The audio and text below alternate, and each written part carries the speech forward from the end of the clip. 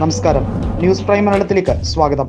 ഇന്ത്യയിലെ പൊതുമേഖലാ ബാങ്കുകളെ സാർവത്രികമായി നശിപ്പിക്കാനുള്ള നീക്കങ്ങൾ അണിയറയിൽ ആരംഭിച്ചു കഴിഞ്ഞിരിക്കുകയാണ്. നമുക്കറിയാം, ഇന്ദിരാഗാന്ധിയാണ് കൃത്യമായി ഇവിടെ ബാങ്കുകളെ നാഷണലൈസേഷൻ പോളിസിയിലേക്ക്, അതായത് കൃത്യമായി ജനങ്ങൾക്ക് പബ്ലിക് സെക്ടറിനെ കൂടുതൽ ഉപയോഗപ്രദമാക്കാൻ വേണ്ടി നാഷണലൈസേഷൻ പോളിസി കൊണ്ടുവന്നത്.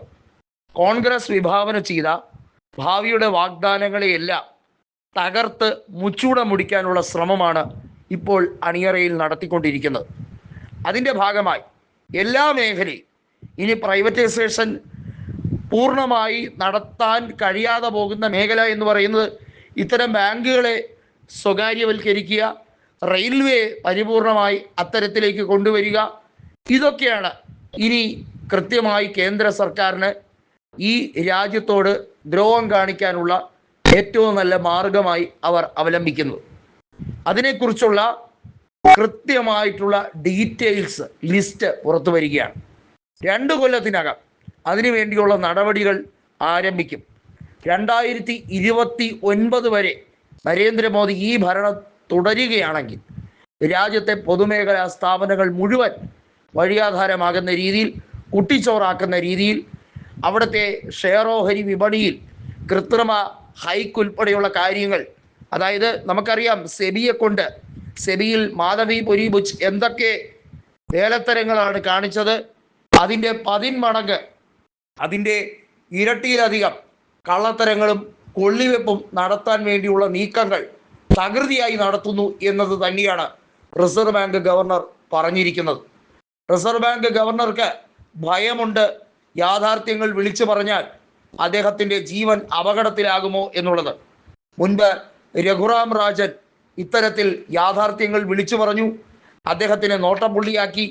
അദ്ദേഹത്തിന് പിന്നീട് നിരവധിയായ തവണകളിൽ അദ്ദേഹത്തിന് ബുദ്ധിമുട്ടുകൾ NDA സർക്കാരിൽ നിന്നും നേരിട്ട് അനുഭവിക്കേണ്ടി വരുന്ന സാഹചര്യം ഉണ്ടായി.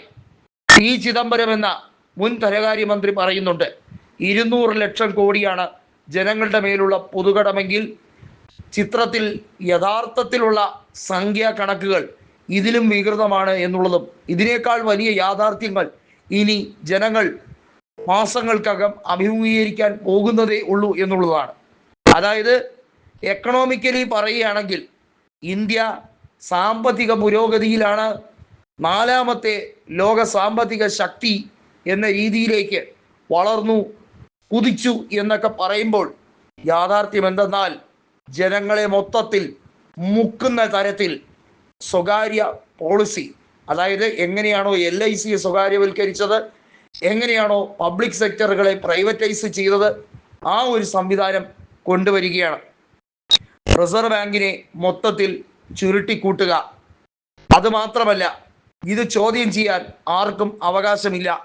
കേന്ദ്ര സർക്കാരിൻ്റെ നയങ്ങളെയും നടപടികളെയും ചോദ്യം ചെയ്തുകൊണ്ട് സുപ്രീം കോടതിയിലേക്ക് കൊടുക്കുന്ന ഹർജികൾക്ക് പോലും ഇനി വാലിഡിറ്റി ഇല്ല എന്ന രീതിയിലേക്ക് നിയമം മാറ്റിമറിക്കാൻ ശ്രമിക്കുന്നു, ഭേദഗതി വരുത്താൻ ശ്രമിക്കുന്നു, അതായത് അമെൻമെൻറ്റ് കൊണ്ടുവരാൻ ശ്രമിക്കുന്നു.